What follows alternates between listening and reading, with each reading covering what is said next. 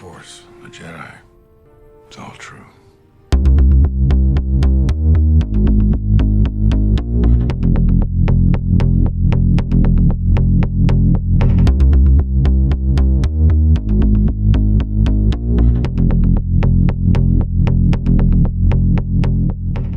Hi there, welcome.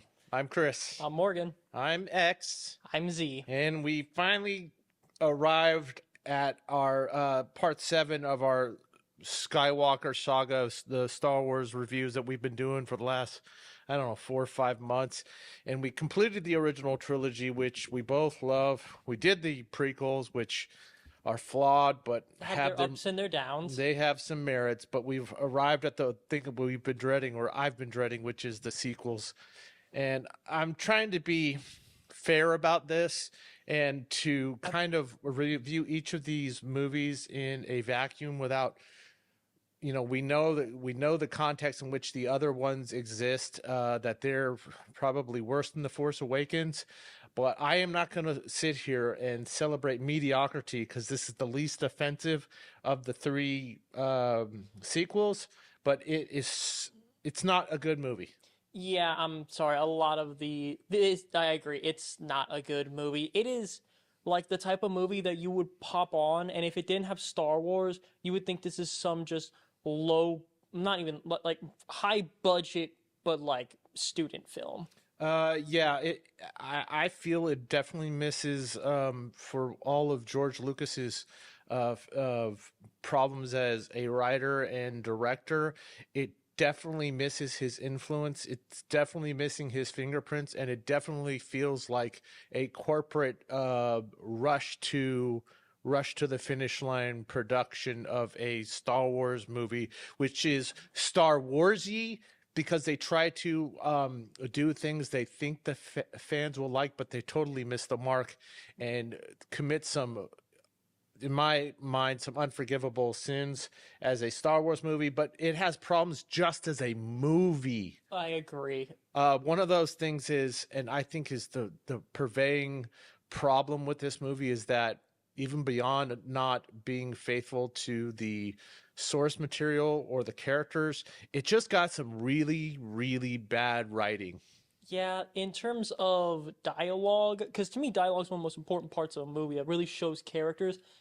It's weirdly quippy at times. Like Kylo Ren's first big moment in the movie is he makes a joke where it's like, you can never escape your family or whatever. He's like, you are so right. And then he cuts the dude down. I'm just thinking, that is really weird. If you want to have him be kind of a punny bad guy, you can say, you are right, and you cannot escape gravity. And then he just uses the Force and throw the dude like 100 feet in the air. Okay, for me, bad writing, and we're going to get to plenty of Kylo Ren stuff in a minute, but basically bad writing, at least in this in Star Wars, has always been like badly written dialogue and cringe dialogue, specifically in the prequels.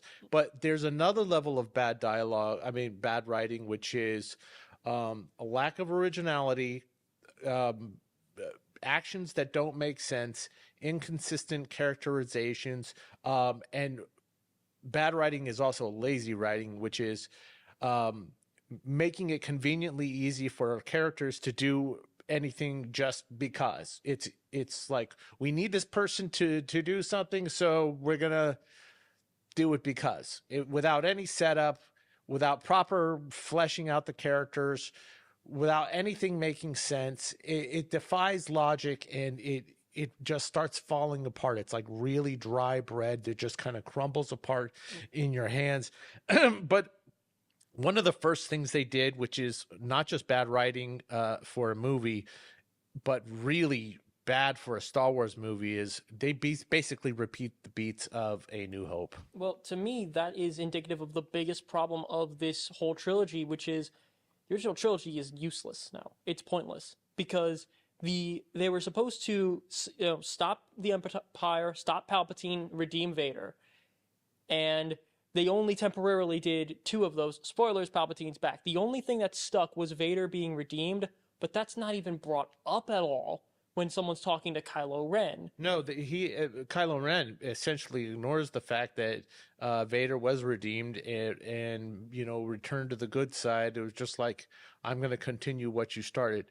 Okay, but back to what you were saying about the ignoring the stuff. That's a huge problem with this movie. In when you're basically saying, okay, we defeated the Empire, but because we have no original ideas, we're going to basically do a cut and paste of the Empire with the First Order.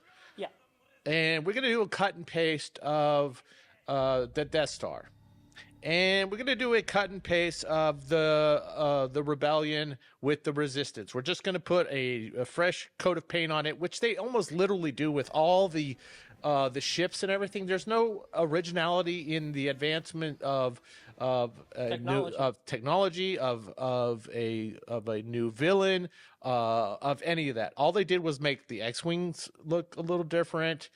They had a couple of different new ships, but they weren't interesting. Hell, I remember the Legos coming out at the time, and they looked like shit too. Yeah. The only thing that I will say that I'm like, okay, that's a cool thing you did, was Kylo Ren's lightsaber having like that crossguard. That's neat. That's a neat thing. But it's not enough to save the freaking movie. It was like sometimes the novelty without explanation is. I feel like I'm just being sold a toy. They also hide a map in a droid. I mean, some of the plot beats are the same. And then when they do something, Maz Kanata's castle is basically a rehash of the cantina. Of the cantina. Now, they do some interesting things that I do like, but they don't explore. And one of those things is, okay, we get the idea that there's a stormtrooper, and the stormtrooper has a crisis of conscience, and that character is Finn. Yeah. That could have been something very freaking cool, but Well, I mean, he's basically played as a comic relief through this whole here's the movie. thing. Much as I like John Boyega as an actor, half of the time when he's in a fight, he spends most of it on his back. And I'm thinking, as fun as it is watching someone get thrown around, this is one of our main characters. Stop making him an idiot. Okay, Also, and he's inconsistent too. Yeah, here's something that's kind of weird. This is his first mission. He's just having this crisis of conscience in his first battle.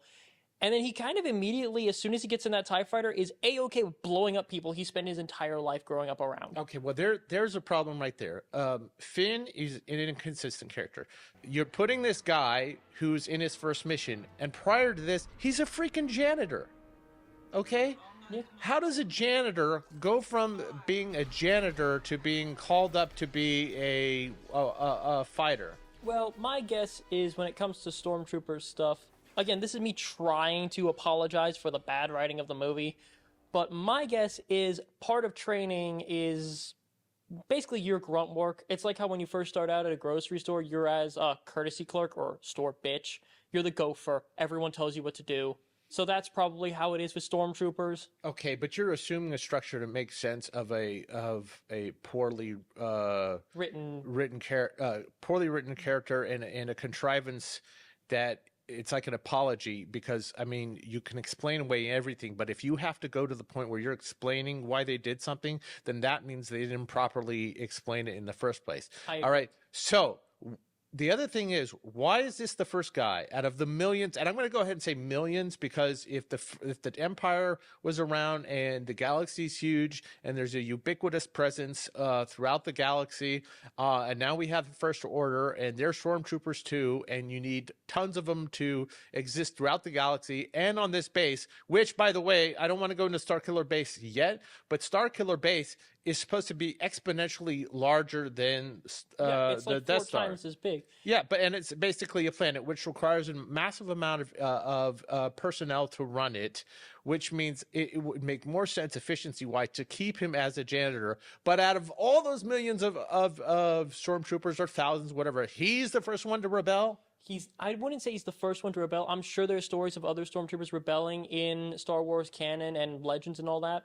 He's just the first one we focus on. Okay. There are probably plenty of other ones that did it. All right. I also was irritated by the fact that you just said that he immediately knows how to go into the whatchamacallit. It's not that he immediately knows, it's that he's A-okay immediately killing a bunch of people he grew up around. Like, These are the people you ate lunch with. You were babies with these people, and you're like, okay, kaboom, kablam, haha, boom. Well, they're bad people, and you could talk away that, but then why? But it's also like character-wise, like pinpoint.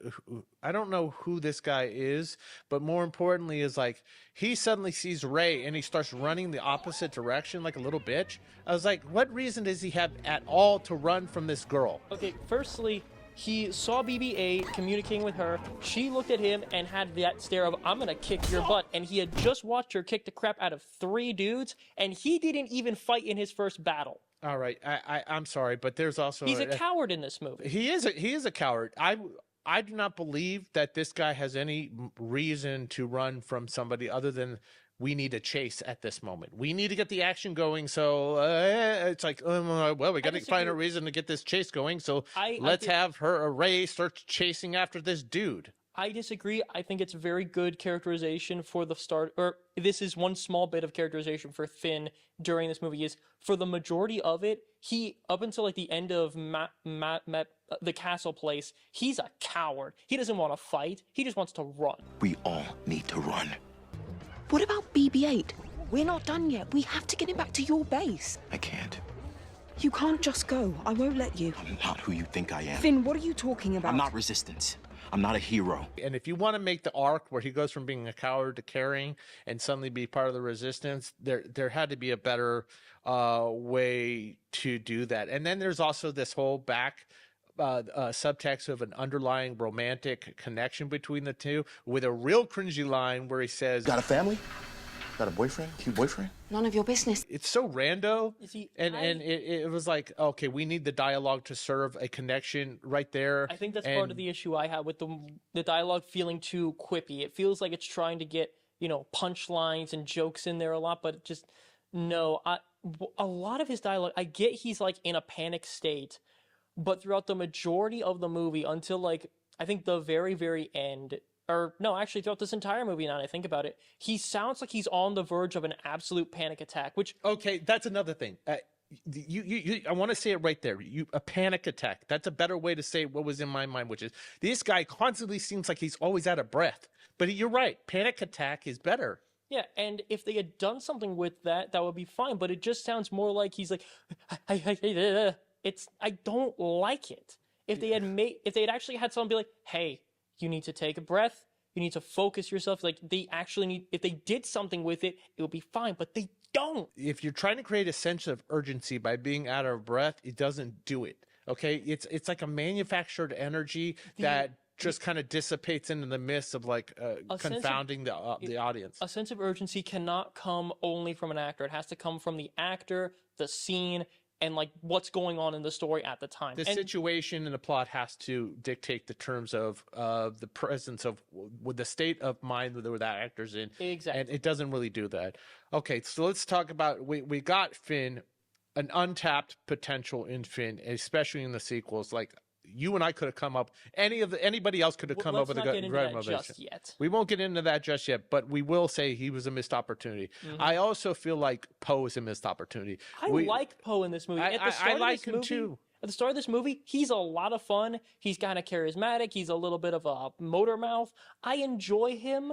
Again, he's one of the only characters that I don't mind the quippiness from. Like when we first see him meet Kyle, I was like, so who talks first? You talk first? I talk first? Okay, who talks first? Do you talk first or do I talk first? Like, that really sells the... I did not like that line I think it kind of sells that he is a motor mouth, he's nervous as hell, and, like, this guy's kind of scary. I like that part, but I also like how he and Finn have this really fast friendship, and I like it.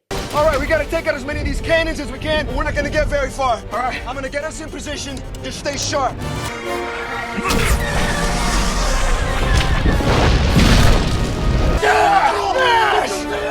Did you see that? And I think that's a credit to Oscar Isaac, who just does a great job. Hey, what's your name? FN2187. Finn, I'm gonna call you Finn, is that all right? I like that. I'm Poe Dameron. Good to meet you, Poe. Good to meet you too, Finn. As far as the relationship between Finn and Poe, I can believe that people thrust into a situation for mutual convenience and survival can form fast friendships, but it felt like they wanted them to be friends and they were forcing that through dialogue to happen instead of just, they didn't need any dialogue to underline that the friendship was being formed from circumstance. But the problem with that is, let's say you're going in that direction.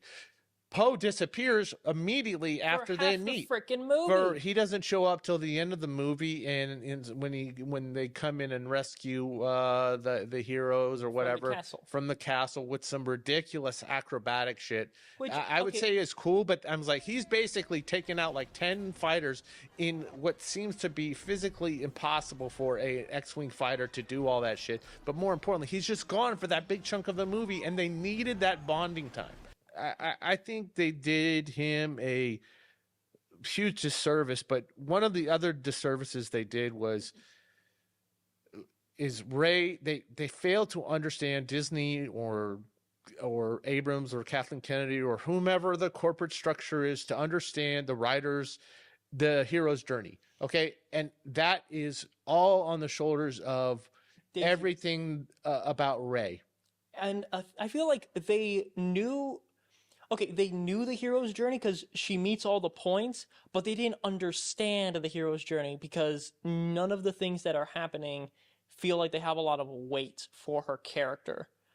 So I don't mind her being a scavenger. I don't mind her knowing how to fight, because when you're a scavenger, you gotta, sometimes beat somebody's ass because they're trying to take your score. I don't mind her being competent. The problem arises. Well, okay, no, I'm not going to go that far just yet, but what gets me is they really try and give her that Luke Skywalker moment in A New Hope where he's looking out over the two suns with a but it doesn't work because we only knew her for about 2 freaking minutes at this point, and we have no characterization for her other than she's a scavenger and she wants to eat. That makes sense that she subsists on that kind of life for herself. However, there is no struggle from the point of not knowing to knowing. And the character's journey is acquiring skill, acquiring experience, acquiring expertise. Now, the term Mary Sue is thrown around and it's become like a buzzword, and we are going to use it here because I had never heard it before this whole everything started unfolding about Star Wars, and that became a term of knowing how to do everything without training. Now, that manifests itself in 2 ways, Morgan. One, I can be sold on, which is her because she's a scavenger, knowing how machines work. Okay. Yeah, if she was like the mechanic of the ship and like fixing it while someone else was piloting it, I would totally buy that because she's been on the ground her entire life. I would prefer that, honestly, where she has limits to her knowledge because of the life she has lived, just like, Finn would have limits to his knowledge. And people appreciate, I mean, we can all relate to somebody not knowing how to do stuff, even if they have a talent for it or a knack, and that those skills would translate into other areas. Luke Skywalker in A New Hope is a fair pilot, but he still didn't know how to operate the Millennium Falcon. He's pointing at the stuff. He goes, "What is this?" And then Han Solo's telling him what it does. But Rey knows how to do everything a little bit too easy and too much. And because of that, I had real problems. There's a great chase scene when they finally get on the Millennium Falcon, and the introduction of the Millennium Falcon is pretty cool. That whole chase scene around Jakku and through like the Star Destroyer, that was awesome. But the entire time I'm thinking, in the back of my mind, I'm just thinking, how the hell does she know how to do any of this? Exactly. She just intuitively. Like, if there was even an explanation of Finn asking, "Where'd you learn to fly like that?" Oh, blah blah blah taught me, to fly. But she knows exactly where all the levers are. She knows exactly the nuances of getting the most out of the Millennium Falcon. And look, dude, the amount of navigation she has to do of the tight spots and knowing where everything is, and the aerial precision of moving the Falcon without ever having been in a dogfight, it strains credulity. It's too much. buy into it. Okay, they're thrust into this whole situation, and she knows how to do this stuff and flying the Millennium Falcon. But then they get to the point where they do run into a Han Solo. Yeah. Okay, and we're going to talk about Harrison Ford in just a second, who's actually a highlight of this movie. Well, you tell him that Han Solo just stole back the Millennium Falcon for good. The best dialogue comes from Han Solo in this movie. What are you gonna do? Same thing I always do, talk my way out of it. Yes, I do. I love the moment where Han gets to see the Millennium Falcon, and that whole little sequence where that whatever the cargo, those monsters escaping. Raptors. I mean, the thing is, as fun as that sequence is, and as entertaining as it is, having Han sort of be getting into trouble again, and as neat as the design of the Raptors are, felt the entire time I'm thinking, okay, what does this really add to the movie? Come on, can we get back to the point of it? Well, the whole reason for that entire scene was to justify them having to escape on the Millennium Falcon. So now that they're on the Millennium Falcon, you and I probably differ on this, but I have a real problem with her knowing the Millennium Falcon better than Han. This hyperdrive blows are going to be pieces of us in 3 different systems. What'd you do? I bypassed the compressor. You're telling me that she knows how to fly this better than Han Solo, that she knows the mechanics of it better, that she knows how to bypass compressors and all this shit, and that never occurred to Han Solo? Okay, they make a point to say multiple times throughout that section that you're talking about that it's not that he doesn't know, it's that the one dude, Unkar Plutt or whatever his name was, on Jakku, made modifications while he had it, and Han has no idea what those modifications are. She does. All she's doing is undoing and compensating for the modifications he does not know about. If someone switches your gas and brake pedal in your car and you don't know, unless you have someone there telling you, this is the gas, this is the brake now, you're not going to know what to do and you're going to crash. With all the things you just mentioned, even if I give you all that he would have an intuitive sense of saying, okay, I would know how to target something that isn't working first, and even if it's generally in the round area, he would know how to address that. But he's been on it less than 10 minutes. But Like, prior to he's that, he was on barely it for decades, dude. But he's literally just got back in the seat and is trying to figure out all this stuff while escaping stuff. Like, it's not... I think you're making too big a deal out of this, because as soon as they get in the air and get moving and they undo the crap that What's-His-Face did, it's right back to Han being the main pilot. Well, maybe I am focusing on that, but it's more of a choice that they have to, in order to put over Rey, they have to nerf Han Solo a little bit. And that, in general, is what I have a problem with. But what I have a bigger problem with beyond all that is her knowledge of the Force. Everything she does in this movie, skill set wise, directly applicable to the Force, it took Luke 3 movies and the span of essentially 4 to 5 years from his introduction to Obi-Wan Kenobi to confronting Vader in Jedi. I don't think she's anywhere near the level of actual master just yet. I think they give just enough believable wiggle room that I can kind of understand it, but I 100% agree it is ridiculous that with no training, she is doing all this stuff. It would be like if you had Anakin in episode 1 be the one to beat Maul because he was just that strong in the Force. It's not believable. And this is what I'm talking about, lazy writing, okay? It's the idea is the Force works however they need it to work, whenever they need it to work, because the corporate mindset behind this is we need to sell Rey as a powerful character, that she is this powerful person, and then that alone will make people buy that, yeah, she's a badass. What people care more about is the journey. And if you're not going in a logical, even if you're an extremely talented person, whether that's in sports or whatever, nobody knows how to do anything right away. There's a level of study. But these are the things that she knows how to do. She can use telekinesis when she summons the lightsaber to her grasp, okay? She can use Jedi mind tricks on stormtroopers without intuitively. She knows how to use, now she gets overwhelmed, like you said, using a lightsaber, but she can hold up to Kylo Ren. Well, she gets overwhelmed at the start, and then once she starts believing in the Force, she whoops his ass. Oh, in the later movies? or just At in the this? end of this movie. At the end of this movie, and she can also resist Kylo Ren's mental torture or whatever. Which that is one thing I do want to say that is a good for the movie is some of the new stuff they show Kylo Ren doing with the Force is really cool. Okay, it is really good. Yeah, freezing people with the Force, ripping information out of their minds. That's cool. Yeah, stopping the blaster. That was cool. So let's talk about Kylo Ren. They undercut all those cool Force powers by making him a shitty villain. I'm sorry, he is an undercooked villain, undercooked motivations, and he's kind of a bitch. He throws temper tantrums. And dude, the temper tantrum thing, like that's a small move. That is a weak move, and I hate that they don't understand the importance of a strong, powerful villain. Yeah, the thing there is, I get what they're going for, Kylo Ren. He is the guy who idolizes the person who is actually powerful. But the thing is, he is your main physical threat, and he's not that threatening.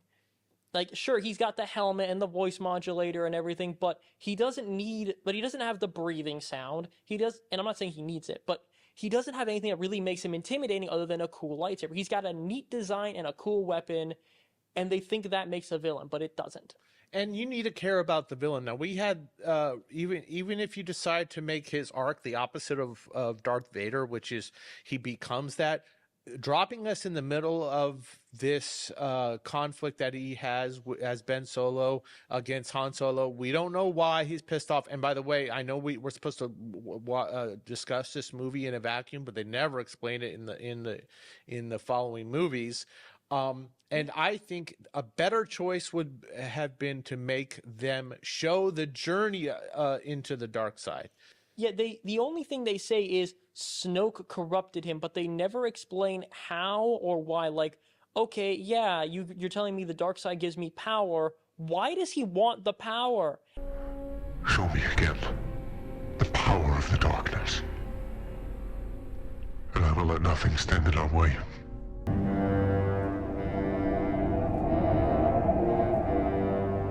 Anakin wanted the power to save Padme. Like, Dooku wanted that power to, fix the corruption in the Republic. Maul wanted the power because he was essentially trained from birth to be an assassin. It was all he had ever known. Why does Kylo Ren want the power of the dark side? Palpatine's just an evil SOB, so he's just like, so I don't really care.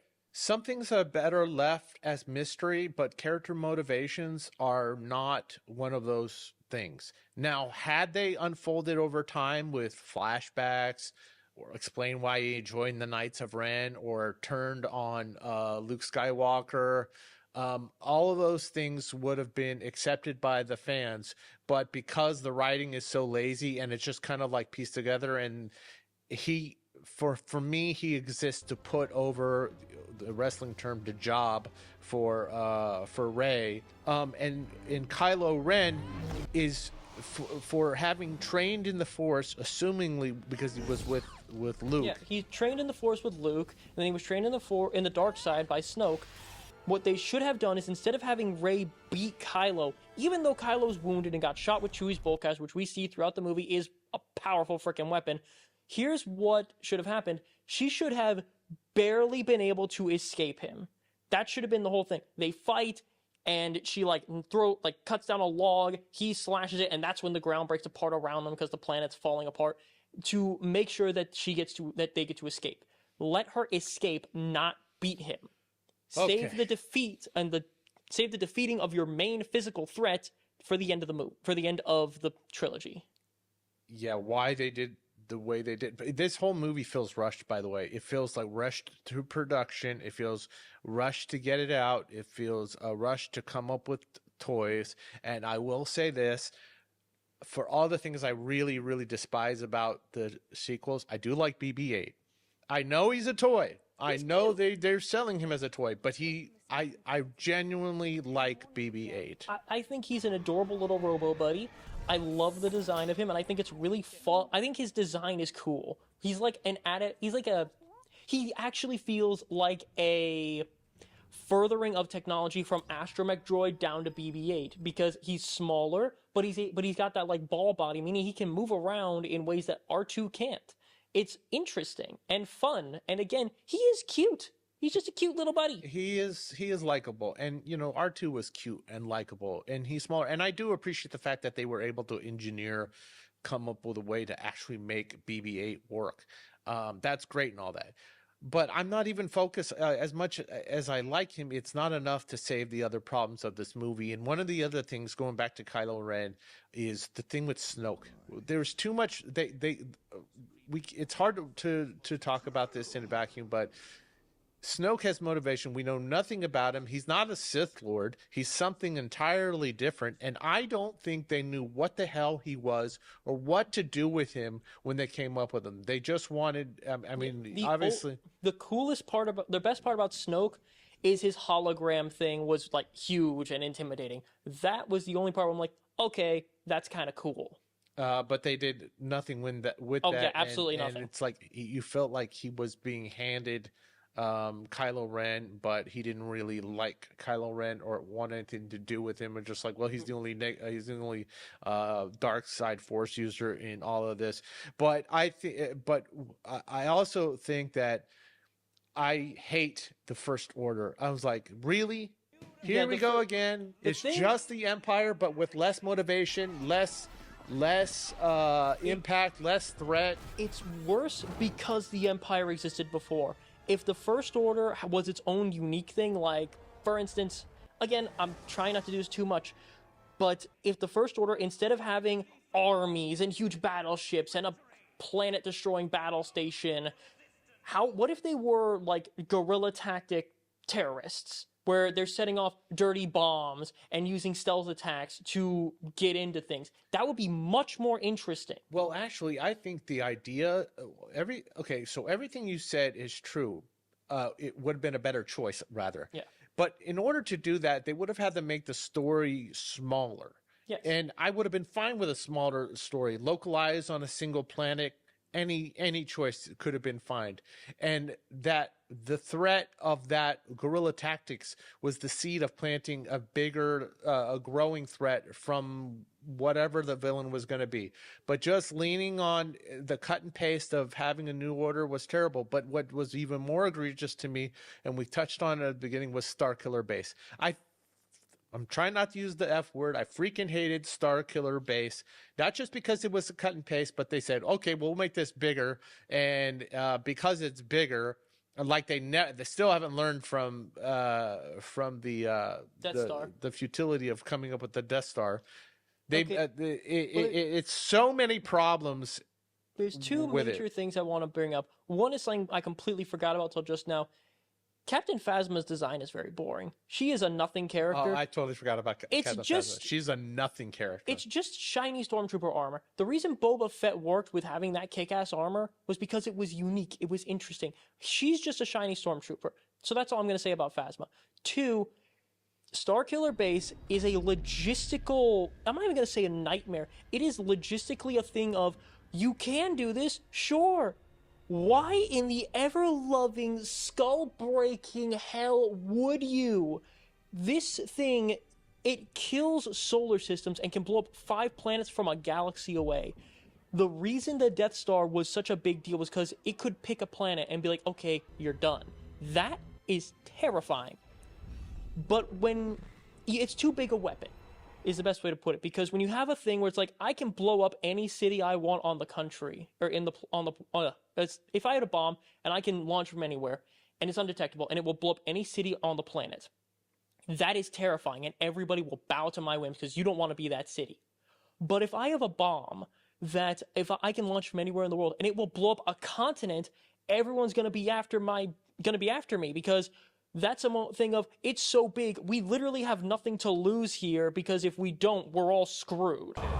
So it's big. By the way, how the hell did they build this all secretively? It would have taken forever for them to build it, because it's not just a base. It's basically a planet. Okay, two things. One, it is a specific planet. It's Ilum, which is where the kyber crystals for lightsabers come from, which that's kind of an FU to the Jedi from the Empire, because this was a secret project by Palpatine that was shown in one of the other canon things, a game called Jedi Fallen Order. they were making Starkiller Base all the way back during the Empire days. All right. I think at some point we have to draw the line at knowing that most people are not reading the comics unless they're hardcore Star Wars fans like you are, which is fine. But if you can't logically explain why you would go for the third time to a trope that you've already done, a giant planet destroying weapon. Okay, so let's just talk about the logistics of Starkiller Base, not just the motivations of why people would try to defeat Starkiller Base. First of all, it's basically a planetoid. It's not even a mechanical base anymore. It is a mechanical base, but it has a geography. It has life on it, I assume, because it has mountains, it has geography, it has all sorts of things, and that to me is ridiculous, especially for something that has to move through space. Incredibly stupid. Second thing is how it's powered. It's sucking in the energy of a sun, which has nuclear energy to it. And I can see that this thing is run by nuclear energy, but I can see it also being destroyed by the very sun they're doing. But that alone, just destroying a sun in a solar system, you wouldn't need to blow up 3 different planets, five different planets a galaxy away. That's completely pointless. All you can do is put that sucker near something and absorb the energy, and boom, you just killed an entire solar system. And you've also eliminated, whether by sucking away the energy of the sun or by using that energy to destroy those planets, you've eliminated all those resources and all the, like, you've eliminated billions resources and billions of people. Yeah, you've eliminated resources, you've eliminated manpower, you've eliminated essentially it's such, I said it before and I'll say it again, it's too big. So it's big. It's like if I had a bomb that blows up half the planet, no one's going to be scared of me because it's like, okay, what do we have to lose? And by the way, if you're going to go through all the resources of constructing this Starkiller Base and it didn't happen in a couple of years, it had to take like a decade or like I said, more. They have to terraform a damn mechanical structure. Like I said, it was being made during the Empire, before during the beginning stages of the rebellion. So this has been going on for like 40, 50 years at this point. So it's big. If you're going to go through all this process of and that amount of time to construct this thing, shouldn't you make it at least impervious to the ability of a janitor to help a rebellion to instantly destroy it by knowing that an oscillator can destroy this whole planet? How do we blow it up? There's always a way to do that. That base has to have some kind of thermal oscillator. There is one. Precinct 47. Here. I like this guy. I can disable the shields, but I have to be there on the planet. We'll get you there. This is all about lazy writing. Because we need we don't know how to basically get the rebels, the plan to destroy this thing, which they rushed that shit too, or the resistance. So this janitor falls into our lap and he can say, oh yeah, this is how you do it, because I'm a janitor. What was your job when you were based here? Sanitation. Sanitation? I don't understand how. I agree with you. How did he understand how to do it? But the thing is, he lied about knowing how to actually, shut down the shields and stuff, because he just was there for Rey, which is kind of part of the thing with Finn, which is he's a coward and a liar. Then how do you know how to disable the shields? I don't. I'm just here to get Rey. People are counting on us. The galaxy is counting on us. The things that I always have trouble with is the because part. We need this to work because. We need something done. Have Rey use the Force. That's not how the Force works. We need her to escape. Have Rey use the Force. We need to get the Millennium Falcon to land on the planet so Han Solo knows how to disarm, how to do the refractory rates. Suddenly he knows how to whatever. It's this movie is full of whatevers because it's like the Maz Kanata castle. Okay, I liked Maz Kanata as a character generally. Yeah. I didn't like that she thought the Chewbacca was her boyfriend. That was fucking weird. Where's my boyfriend? I like that Wookiee. But the lightsaber, Luke's lightsaber is there in the castle because we need Rey to find it. Why? Because. Well, you gotta have a lightsaber. Oh yeah, that's it. But just the way you said that that was in a boardroom. Said, well, we got to have a lightsaber. She's got to use the lightsaber. Yeah. You know what would've been because here's something that would have been kind of fun. Not have it be any specific lightsaber, just a Jedi's lightsaber from the Republic.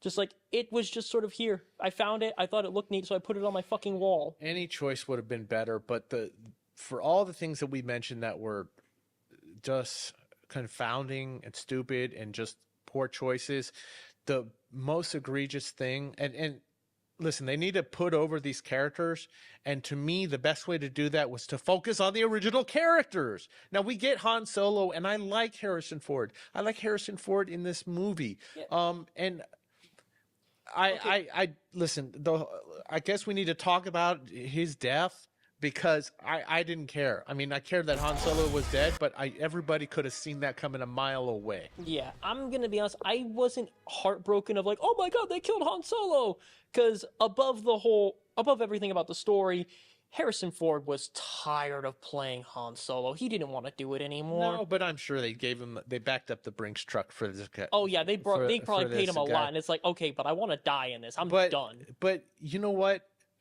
Fans wanted to see the original 3 characters together. That's the biggest. And they didn't do it. That's the thing that annoys me more than anything about this movie is you could have legitimately had a flashback of the 3 of them together, of them older and talking, having drinks, whatever. Anything that shows the 3 of them together in an older state, but they don't. They're never together. They never see each other again. They all just die. And the thing is that if their original plan was to use Luke Skywalker as a MacGuffin, which is essentially what he is, I don't even want to get into the stupidity of the idea that there's a map to find Luke Skywalker. When there's things in lore that would have worked even better, which is they have these special compasses that are attuned to the Force. That right there, perfect. Just have the MacGuffin be that, and you need someone wise in the Force to use it, which is why they need to keep it away from Kylo Ren and why they need to get it to Leia or something. Okay, so and even Leia, there was a limited. I like seeing Leia and Han together, but the fact that they characterized Han as this he's a divorced dad, it didn't work out between him and Leia. They didn't keep him a general. They went back to him being a smuggler, which is the only thing he knew how to do, because all of this predicated on the fact that they fucked up as parents. Yeah, and Kylo turned to the dark side, or Ben Solo turned to the dark side. Okay, so they sidelined the main characters, and they sidelined R2-D2, who was a very critical point of the whole movie. I don't care if he's in power-saving mode. R2-D2 deserves to be on a pedestal with a plaque saying the most badass droid in the galaxy. You do not just put him in a corner and throw a tarp over him. What the hell? And there was no reason for him not to be working up until the point where... Because that's why. Because we need him to be not here, because we need to sell BB-8 as the main droid, because we need to sell toys, because we need people to embrace these characters. And we can't have him, be up and about doing stuff, because he would have the map that would lead them to Luke Skywalker, because we can't do that yet. And everybody is there for Luke Skywalker, dude. Let's say they didn't even get the original 3 back together. Okay, I got it. Great. It was great seeing Han Solo. People are there for Luke Skywalker, bro. And they treat him, he's a MacGuffin. By the way, why the hell does Rey even need him to train her anymore? He's this mysterious figure that somehow his disappearance has led to the rise of the New Order, and that caused a whole array of problems that he could not put the Jedi Order back together, that he forced Ben Solo to turn to the dark side, but mostly they just saved him to the end, and he doesn't even say a word. He doesn't do anything. He stands there and looks... I don't know what expression that was. Was he confused? Was he like, oh, someone actually found me? Was he like, oh my god, another fucking tourist?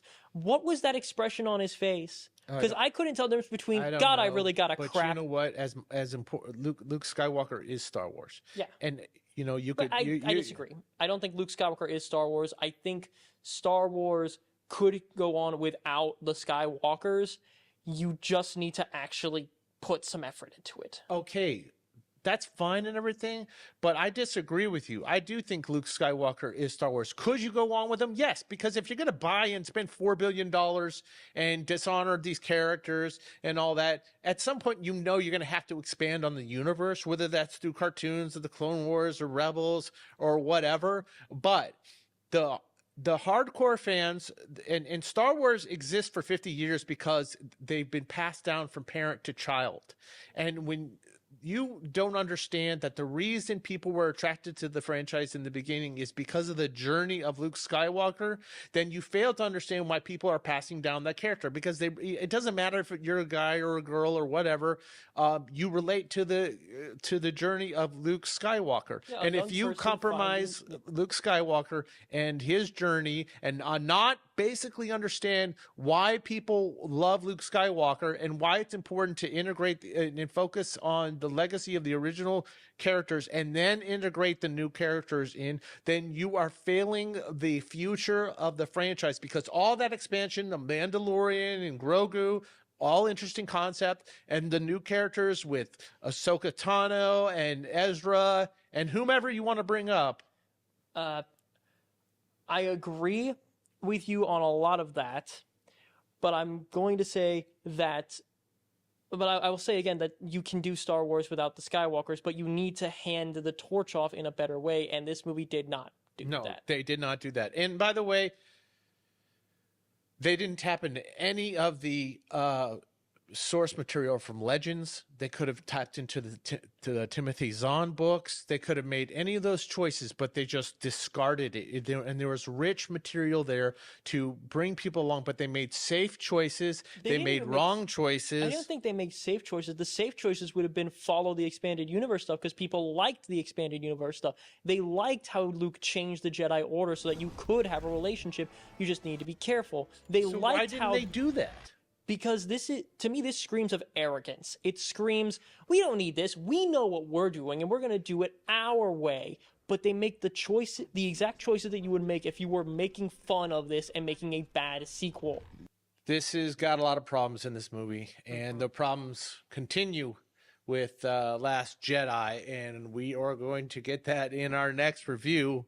And we want to thank you for joining us for our rant, review, whatever you want to call it, of The Force Awakens. We've not been wanting to do this, but we did do it. We said we were going to do it, so we're going to do it. And we did it. And now on to the next painful whatever. It's going to be like a root canal. It's got to be done, but we don't like doing it. Yeah. So thank you for joining us for X versus Z. And may the Force be with you, I think. Yeah, most of the time, I guess. Always? Sometimes? We'll see you next time. Later. Bye.